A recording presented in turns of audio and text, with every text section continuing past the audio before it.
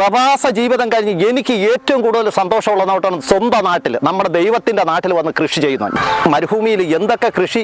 അപ്പം പ്രകൃതിയായിട്ട് നമുക്ക് തന്ന വരദാനം 44 നദിയുള്ള ഒരു സംസ്ഥാനമാണ് കേരളം. വിദേശത്ത് പോകുമ്പോൾ അവിടെ ചെന്ന് നമ്മൾ കാണുന്നത് ഞെട്ടിപ്പിക്കുന്നതാണ്.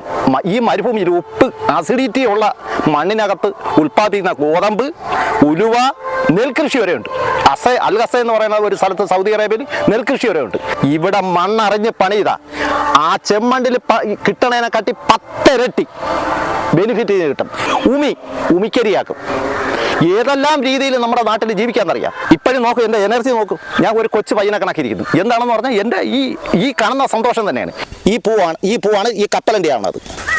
ദാ വേര് വന്നിരിക്കുന്നത് കണ്ടോ? ഇതിന്നിപ്പോൾ ചരിച്ചു വെച്ച് മണ്ണിടും. ദാ വേണമെങ്കിൽ ചക്ക വേരിലും കായ്ക്കും.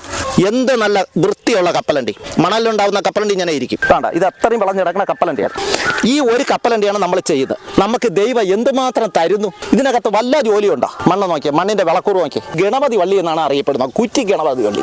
ചീര അതിന്റെ വിത്ത് കിടന്ന് പൊടിച്ചതാ. ഇപ്പൊ ഞാൻ കൃഷി ചെയ്തിട്ടില്ല. ഇത് 10 മിനിറ്റ് പോലും വേണ്ട, ചില വാടിപ്പോവും. അത് നമ്മൾ തമിഴ്നാട്ടിൽ നിന്ന് വരുന്ന മാർക്കറ്റിൽ ഇരിക്കുന്ന ചീര നിങ്ങളെല്ലാവരും വിപണിയിൽ പോയി നോക്കണം. 2 ദിവസം ഇരുന്നാലും ചീര പാടൂല. ഇലിമ്പിക്ക പിടിക്കും, കണക്ക് പിടിക്കും. ഇലിമ്പിക്ക വെള്ളരി ഇത് കൃഷി ചെയ്തേക്കുന്നതല്ല. ഇതിൻ്റെ ഇടയ്ക്കൂടെയൊക്കെ മുളവിൻ്റെ ഇടയ്ക്കൂടെ 2 വെള്ളരി വിത്തിട്ടാണ്. നല്ല മാർക്കറ്റാണ്. ഒരേ സമയം 250 മുളക് പിടിക്കും.